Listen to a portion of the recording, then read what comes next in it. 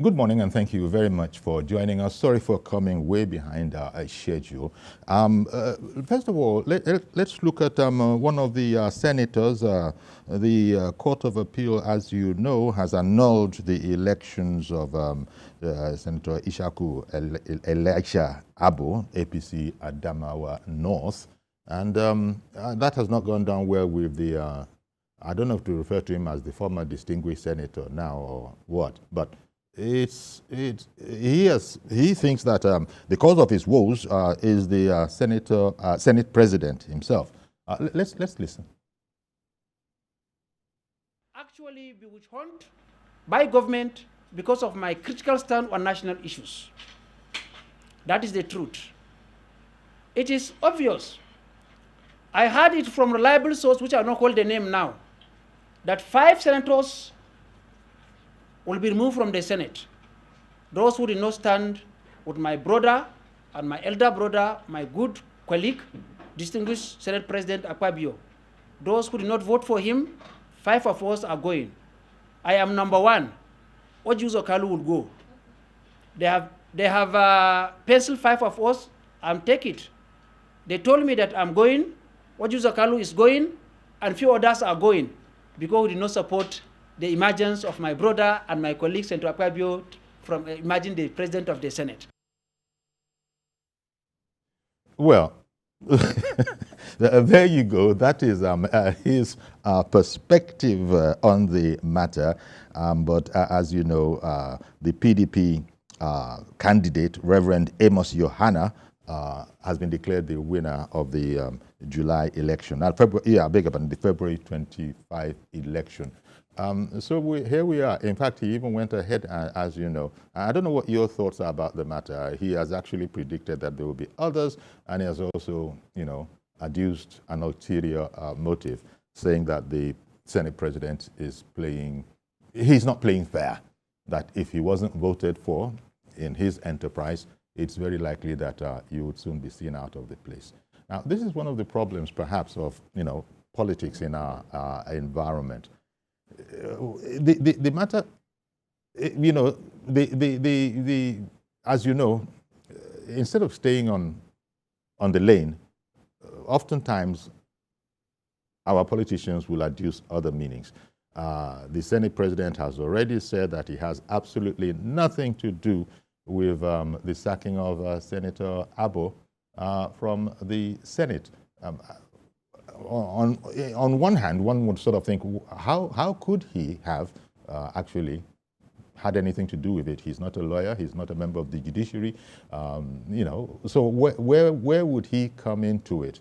But then, instead of staying with the facts such as they are, you heard him, say that that was his impression on the matter. And as you know, the senator, the very good Senator Abbo, he used to be of the PDP, then he joined the APC, and now, as it happens, coincidentally, it is the APC candidate, Reverend Amos Yohana, that has now been declared the winner.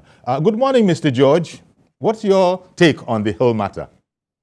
Very good morning. It's good a morning. Laughable thing. It's quite laughable.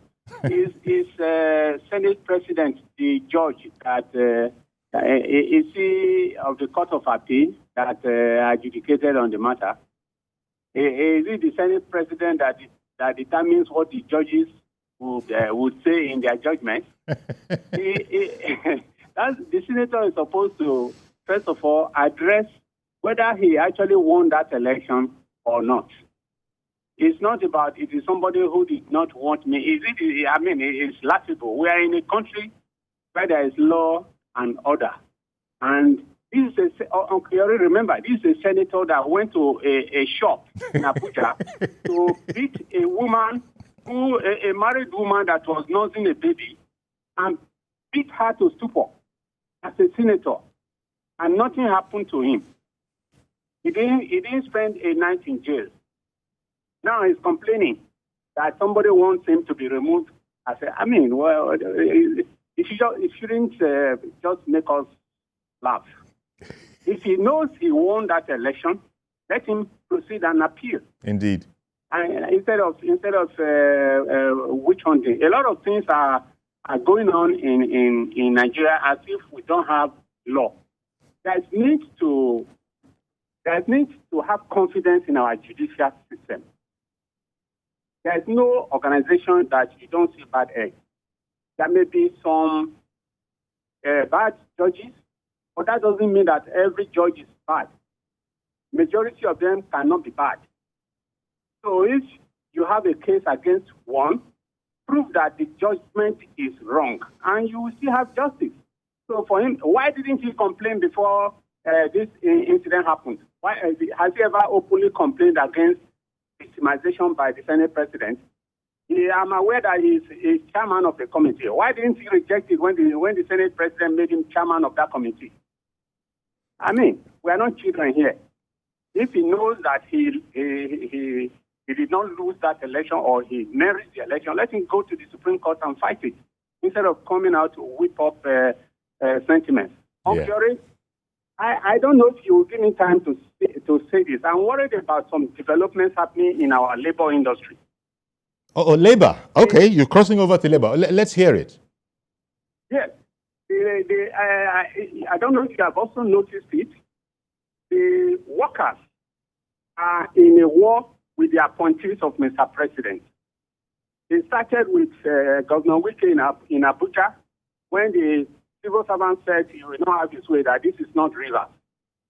He proceeded to Engineer Dave Umahi, the Minister of Works. People came late to work. He says he is not going to tolerate this. Then the workers came and started asking him, who are you? This is federal. The worker telling his employer that he should go to hell. Then, again, it happened at the Ministry of Aviation. The Airline Operators Association told Professor Kayamo that he cannot amend the rules. That he should go and sit down, he cannot amend the rules. Telling the minister he should go and sit down, he cannot amend the rules. And only yesterday, we heard that the appointee that the president sent to NIPO, a moribund institution for that matter. The president sent somebody that he believes can go and resuscitate it, and the workers said, no, you cannot enter here. Where are we going? How did we get here in this country? That the president of a country will say, I am sending a minister to this department, and the workers say he cannot come. I don't think we should allow this trend to have a base. Otherwise, it's a dangerous trend. All right, then. I wish he's listening to me, or his aides, please tell him that the workers must be put in their place. I'm happy the way the woman is handling his own workers now, and Governor Wike. I saw the Abuja people yesterday.